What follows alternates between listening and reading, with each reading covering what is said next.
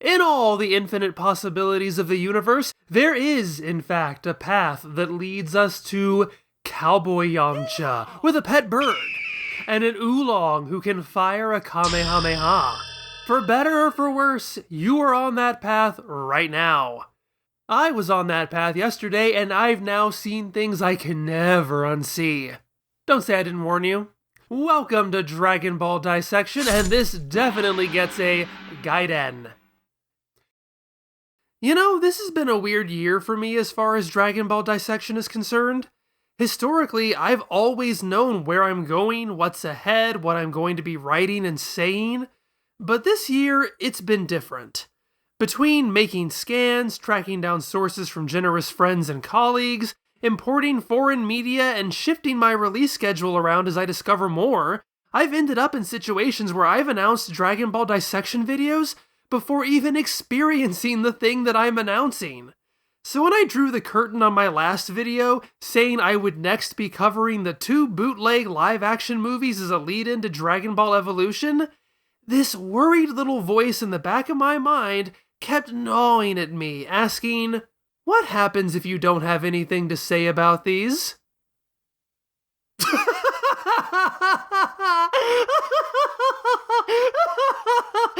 Oh, I was so naive then. Truth be told, I don't know if I'll ever run out of things to say here.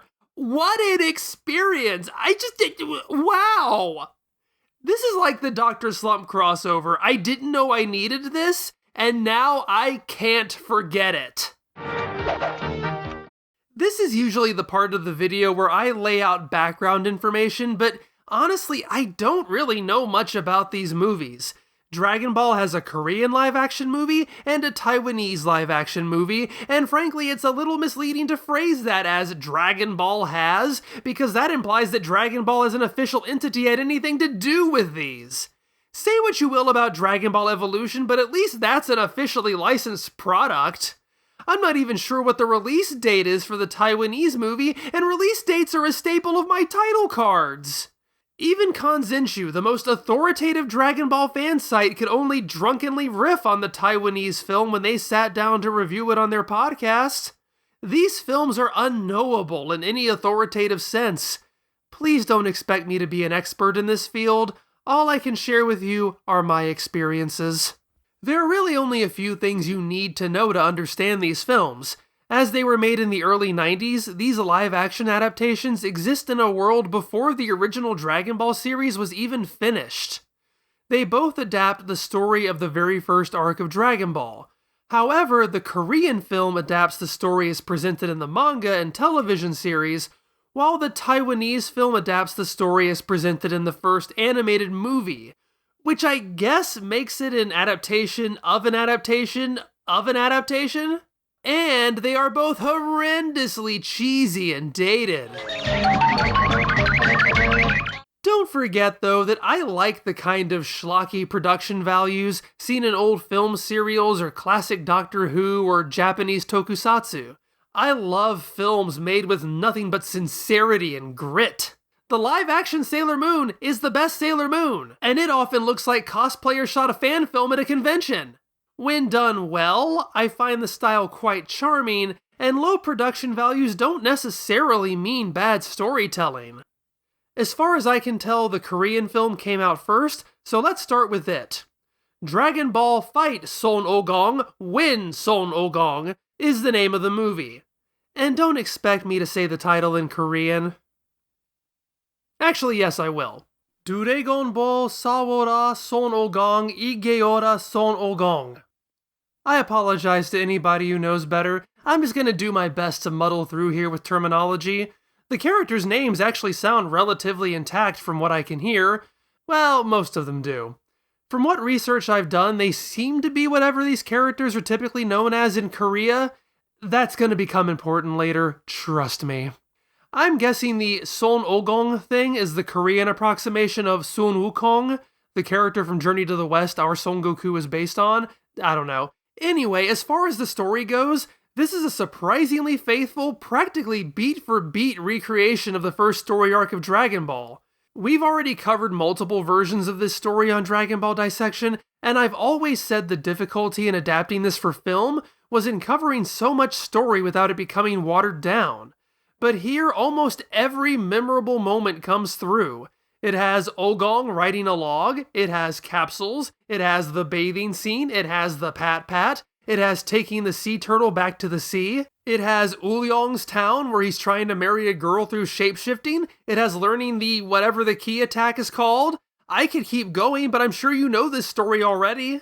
Obviously, this has the adaptational advantage of having nearly 2 hours to work with, as opposed to the paltry 50 minutes the first Dragon Ball animated movie was trying to cram everything into.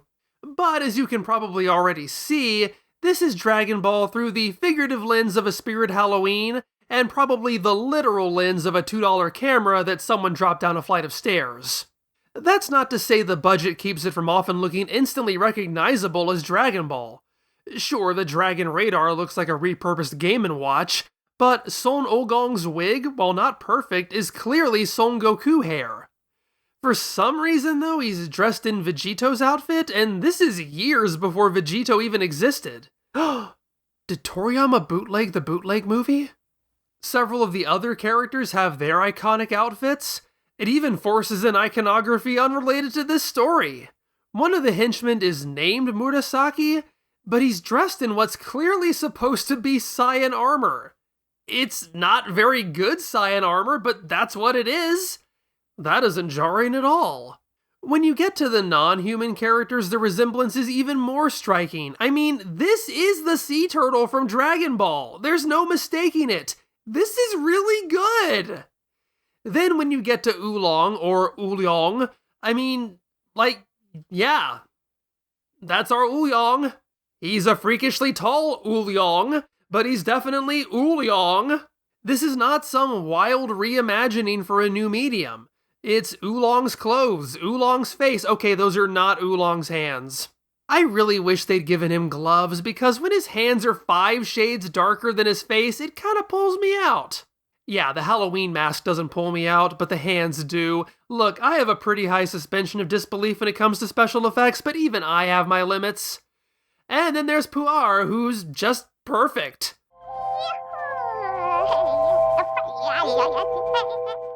I mean, look at this! This is a screen-accurate prop right here. If you watched my Sailor Moon videos last year, you know I'm one of 5 people in the world who thinks it was a charmingly brilliant idea to recast Luna and Artemis as stuffed animal hand puppets, so why wouldn't I love this? I mean, there is nothing about this image that doesn't work for me. Okay, now I have a question. Why is the cute stuffed animal smoking? Why go to the trouble of making this so accurate to the original series, only to throw in a change that's completely random? And then if you're going to make this change, why is it only in this one scene and then literally never again? This is the kind of thing that only exists to look off-putting to people like me, or to bait viewers in YouTube thumbnails. There are some cute and hilarious moments in this movie, including some changes that are really inspired. It takes the moment where Goku is shocked to see television for the first time, and builds on that by having Oolong watch his own animated counterpart in Dragon Ball. Yamcha's, or rather Yamchi's, introduction has him perched triumphantly on top of his speeding car, steering with his foot and flipping onto the hood before falling off and being run over. It encapsulates the character so perfectly as both impossibly cool and exceedingly buffoonish. That doesn't mean this is a perfect adaptation, though. Yeah, believe it or not, in some cases the lack of a budget actually hurts this. For example, the effects for Son Oolong's magic staff are so limited that I honestly don't even know if it's supposed to expand or if it just fires out a beam. Is this a special effect failing to convey its purpose or an adaptational change? I don't know. The Turtle House set is so cheap that it's literally just a theatrical flat propped up behind Master Muchon. Although that's so bad it circles back around to being hilarious. Oolong's town is so clearly just a video arcade that even a dumb American like me can figure it out. Pidoff's fortress looks like it was filmed in a themed restaurant or a fun house. There's even a shot with a huge distracting air vent. Pilaf looks more like a bootleg Ferengi from Star Trek than a bootleg Pilaf. and he keeps staring into my soul. At one point, the exterior shot for his fortress is Spaceship Earth from Disney's Epcot, or more likely a bootleg ripoff. Remember how awesome that Puar plushie is? Would you believe me if I told you that it and the character disappear partway through the movie, never to be seen or referenced again? What happened? Did they lose the stuffed animal? But all of those kinds of problems are endearing. I know I don't come into a movie like this expecting quality, and how bad it can get is part of the entertainment. However, while there are many elements that are so bad they're good, this movie also has as many elements that are bad enough to just be bad. The first story of Dragon Ball is primarily a comedy, and while comedy is extremely subjective, timing and pacing have a lot to do with whether a joke lands. So many potentially funny moments in this movie die because they play out in slow, boring master shots, or the actors fail to keep up the pace and the energy. Especially if you know how sharp and quick and dynamic these gags originally were, which you do because you wouldn't be watching this if you weren't already familiar with Dragon Ball. Occasionally, this can circle back to being funny again. From a technical standpoint, this flat, static, endless shot of panties raining down from above looks terribly amateurish, but that also makes it one of the funniest things I've ever seen. Usually, though, it just feels like two kids set up a camera and bumbled through a skit they wrote for a class project.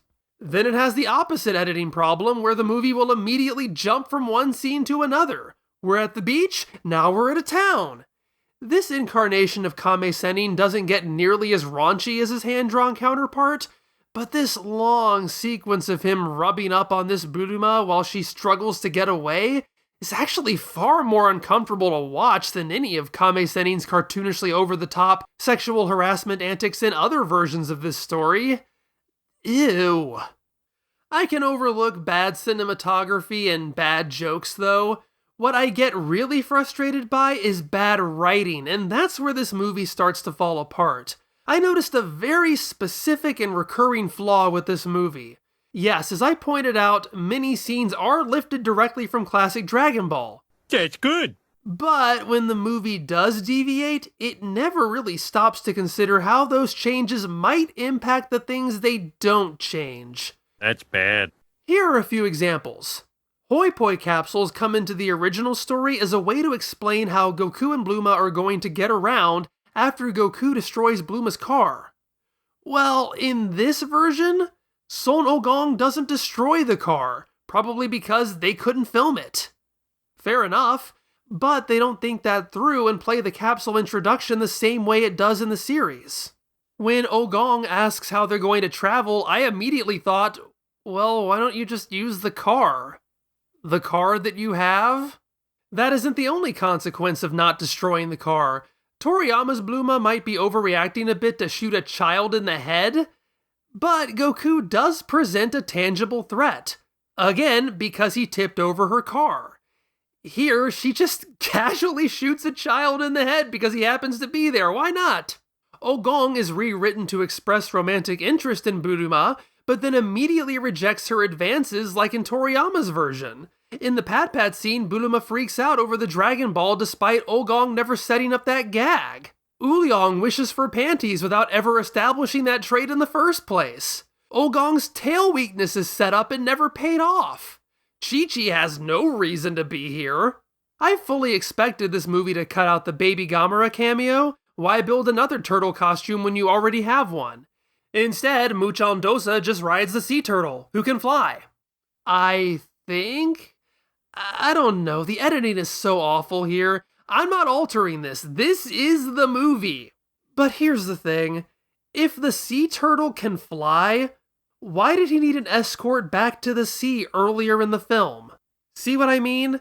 Changing things is fine, but you can't just pull out a Jenga piece without considering whether it's going to knock over the tower. Changing things is fine, I said. Well, I hope so, because about 3/4 of the way through this film, I guess the writer got bored adapting Dragon Ball. As soon as Mount Frypan is over, represented by this glorious model, the movie becomes something totally different and totally incomprehensible. This is exactly when Puar disappears, by the way.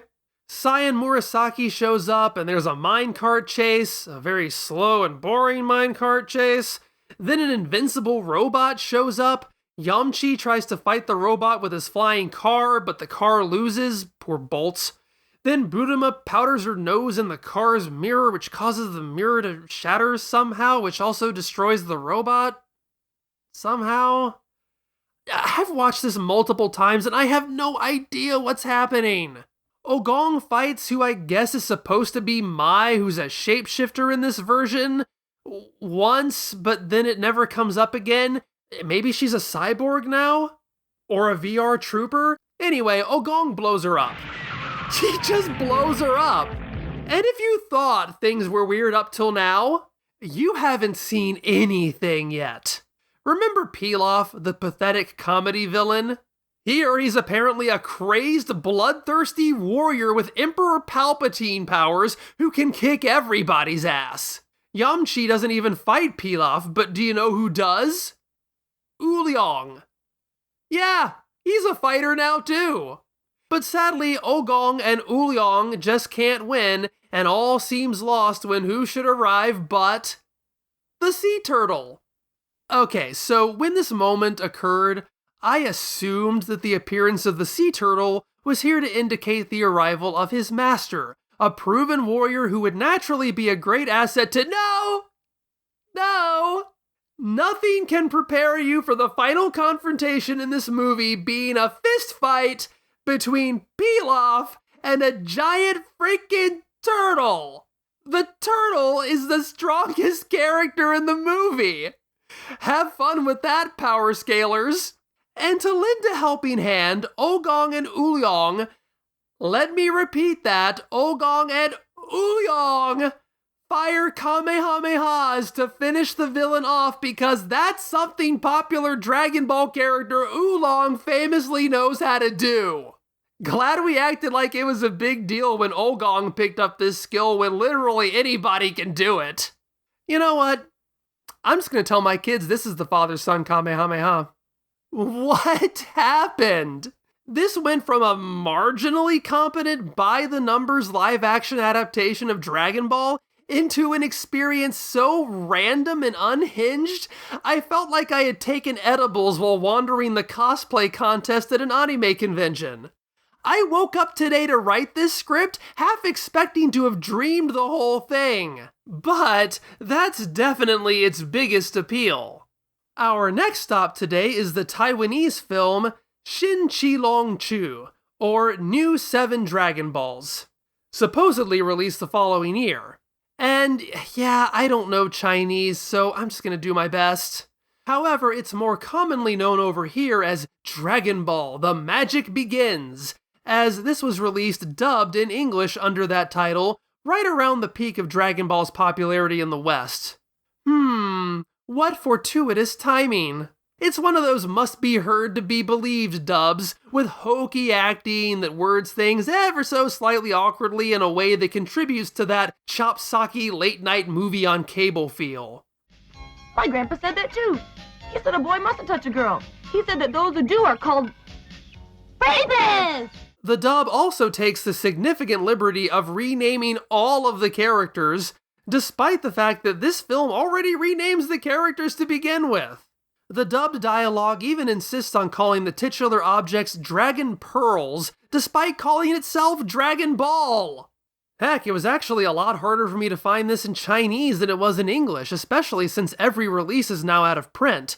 But hey, I eventually found a VCD rip of the original film that had both Mandarin and Cantonese audio tracks. And if you've never heard of the VCD format, that should tell you how hard it probably is to find. I've frequently seen this referred to with the subtitle The Legend of Shenlong. I haven't been able to find that text within the movie or on any of the posters I've seen, but if it does have that subtitle, it makes sense as this is an adaptation of the animated movie The Legend of Shenlong. Rather than condensing a 23-chapter manga or 13-episode TV series, this has the luxury of expanding a 50-minute movie into an hour and 25 minutes. The fact that I chose to watch the Korean movie first probably helped my opinion of both movies. Don't get me wrong, these are both schlock. However, when I started this one and saw its opening action sequence of violent town subjugation and its more dynamic camera blocking, I thought, oh, I'm watching a real movie now. The rise in quality is noticeable in a way it wouldn't have been had I come into this cold, rather than already having had my baseline standards set to this. The pacing is brisk and action scenes are energetic, the magic staff is much higher quality, and it's clear that it expands. The Dragon Radar still doesn't look like a Dragon Radar, but it has been promoted from a crappy handheld video game to a knockoff Ghostbusters PKE meter, and they even managed to spring for an optical effect for it. Unlike the Korean film, unlike the first 3/4 of the Korean film, this one doesn't feel it has to be married to every creative choice from the story it's adapting. It's an interesting inversion. The wardrobe is of a much higher quality. There are a lot of good outfits here. The characters don't look like they're wearing Halloween costumes, but they don't always look like Dragon Ball. Aesthetically, this is a much looser adaptation. Take the Oolong character, known here as Panju, translated as Piggy in the dub. While he has a recognizably pig-like form he briefly appears in, it doesn't directly match Oolong, and he spends most of the movie just looking like a guy. The Yamcha character, La Ping, known as Westwood of all things in the dub, has a completely different aesthetic. In fact, he has two different aesthetics. He also doesn't have a cat sidekick, stuffed animal or otherwise. Instead, Puar has become a sassy cockatoo named Pa Bing Bing. Apparently, they've switched which character smokes. The villain is actually supposed to be the Numo Wang, or the Ox Demon King, although you'd never know it by looking at him. He roughly fulfills the role of Gurumez from the animated movie, but he honestly could be any bad guy. Sun Wukong's, or Monkey Boy's outfit is a bit more Goku-like. His hair, though, doesn't even try to match the iconic Goku style, and he doesn't have a tail. His connection to monkeys is shown a little more indirectly. He instead has bad poofy hair, which apparently runs in his family as his grandpa has identical bad poofy hair. And yeah, his grandpa is alive. I've always said that the Hunt for the Dragon Balls arc has Goku feeling somewhat incidental along for the ride. I've also said that the Legend of Shenlong version makes all the established Dragon Ball characters feel like background elements for Pansy's story to play against. Well, this version fights against that, as Gen Gen, the Pansy analog, really kind of blends into the background to the point I often forget she's there. But the existence of a living grandpa adds stakes for Wukong. They pull an Uncle Owen and Aunt Beru thing by having the enemy forces attack Wukong's home while he's out meeting the main girl, Yato, for some reason renamed Sito in the dub. I really thought they were going to kill off the grandpa, but instead the villains just keep him as a hostage for some reason. But hey, at least that gives Wukong something to fight for. Lo Ping takes on a different dimension in this movie based largely on his casting. He's cast fairly young, making him more of a contemporary to Wukong. Lo Ping distills the best traits of Yamcha and Kuririn. He comes across as vulnerable, a scared kid who's putting up a tough front. Even his stupid bird mocks him by imitating Yato's voice when she's not around. It also positions him and Wukong as ultimate rivals. Heck, the movie even goes for the Rocky III ending, where, now friends, the two rivals leap into the air to challenge each other once more before BAM! Freeze frame ending! Eat your heart out, Goku and Vegeta. Monkey Boy and Westwood are the one true pairing. Certainly, if strict fidelity to the source material is what you value in an adaptation, the Korean film is far and away ahead. Frankly, though, I'd rather an adaptation prioritize good storytelling over retreading the same ground to a fault. After all, the Korean film trips itself up several times doing that. A lot of the changes here bring new dynamics to a story we've already covered on Dragon Ball Dissection 4 times.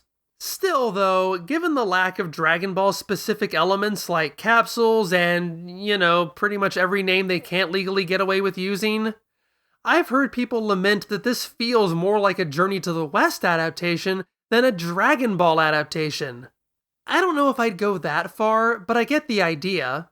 Panju and Wukong even refer to themselves as descendants of their Journey to the West counterparts. What this movie really needs is something that makes it unmistakably Dragon Ball. Oh, there it is! As accurate as the Korean film is, its Kame-sennin is one of its biggest visual departures, and is also just kind of a jerk.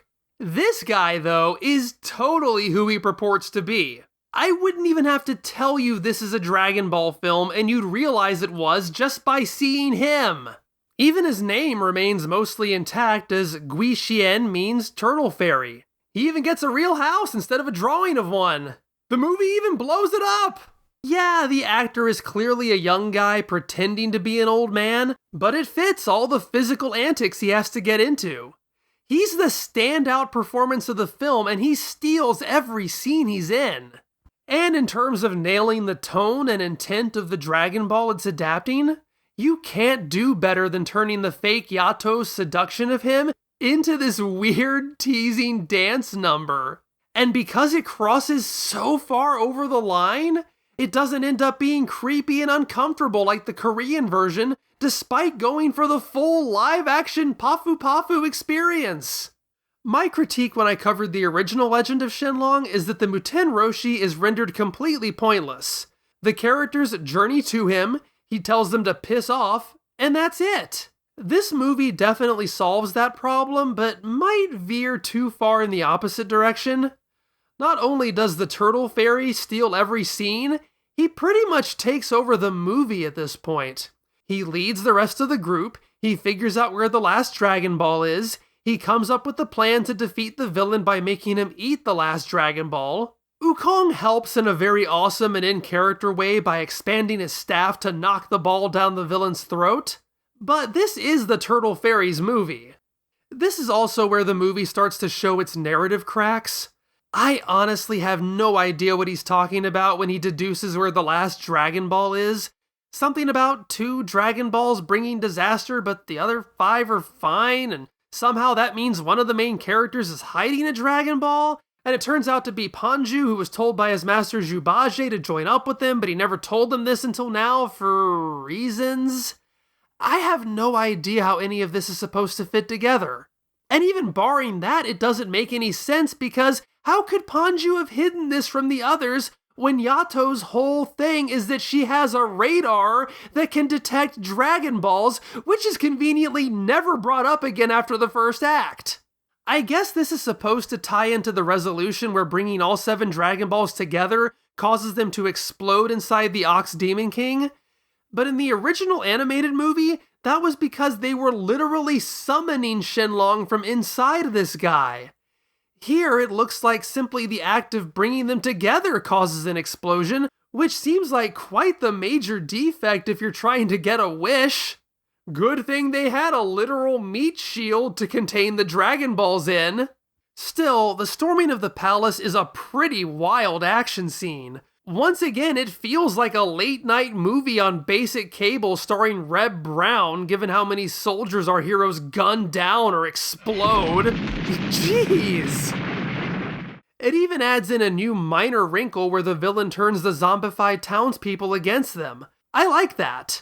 But when the day is saved and the puppet dragon is summoned, things wrap up more or less like they do in the animated movie. Jen is given the wish, which she uses to restore her village and whatnot. Nothing about rich stones, though, because they're not in this adaptation. And honestly, that's probably for the best. The story doesn't need them. So yeah, that's new 7 Dragon Balls. Unlike the Korean film, it stays pretty consistent throughout, those few late narrative cracks notwithstanding. It doesn't have any weird, crazy twists to talk about. Or at least it didn't until it was re-released in 2007 as Dragon Ball Ultimate Edition with brand new computer-generated effects. Oh boy.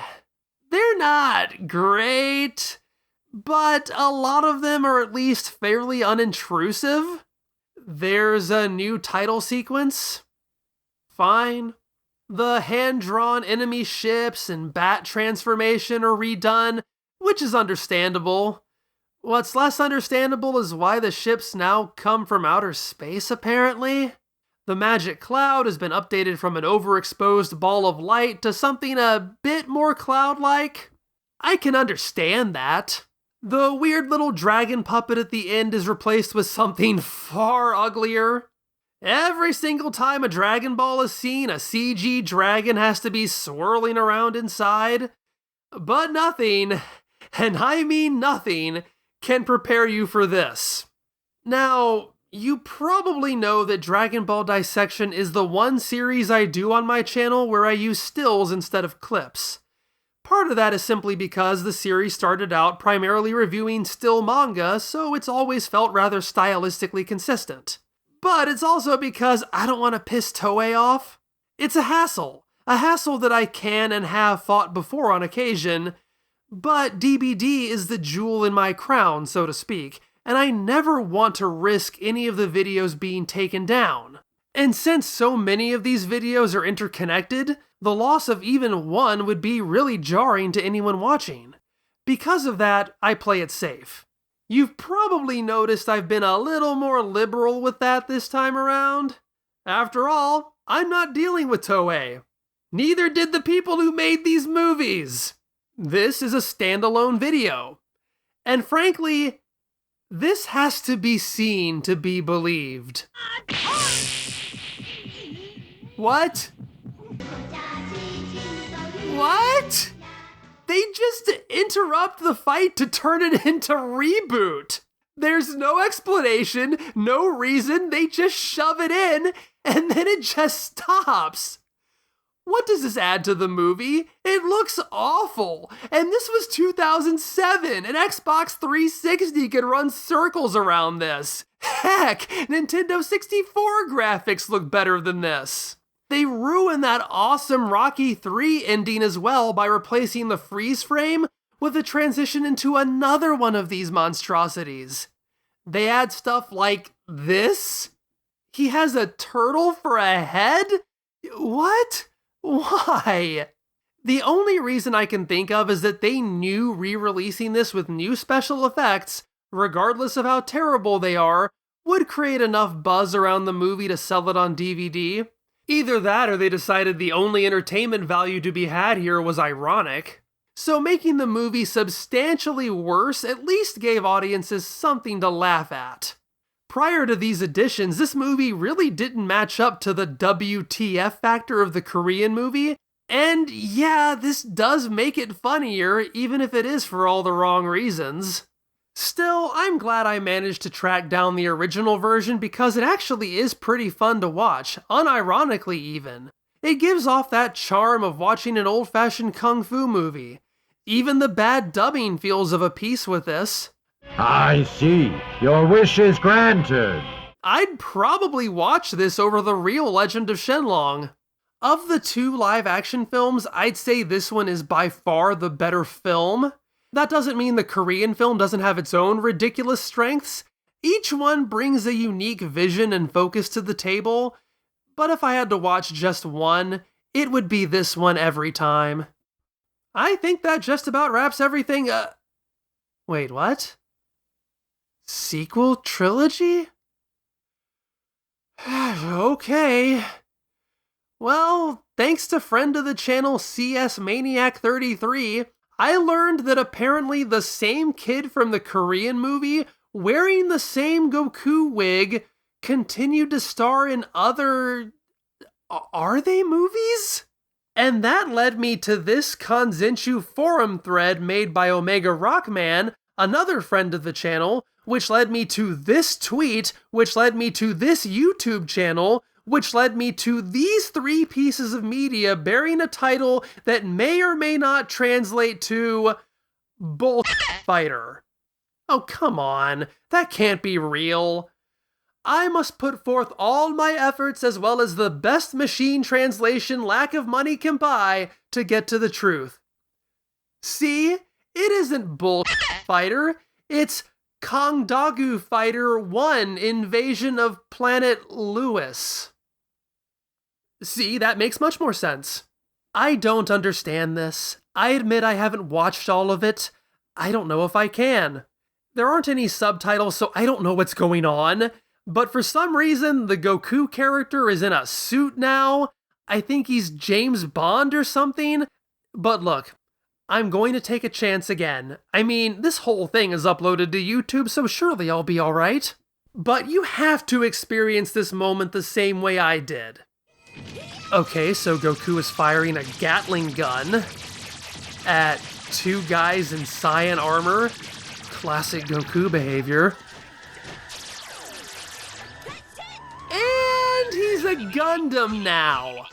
Remember what I said about this feeling like taking edibles in front of cosplayers? I think I've had enough. This is a bad trip, man. Now, remember what I said earlier about how watching the Korean movie first improved my opinion of both of today's movies? Well, we're covering the much maligned Dragon Ball Evolution next time, and no matter how bad you might think it is, well, I guess it still could be worse, or at least less fun. But I want to give this a fair shake. So join me next time for the one, the only, Dragon Ball Evolution. And remember that you'll be able to see it a week early as a $10 or higher patron. Let me know what you thought about these movies. YouTube willing, I'll try to include links to the movies themselves in the description. And then you can let me know if my assessment was right. Which of these movies do you prefer?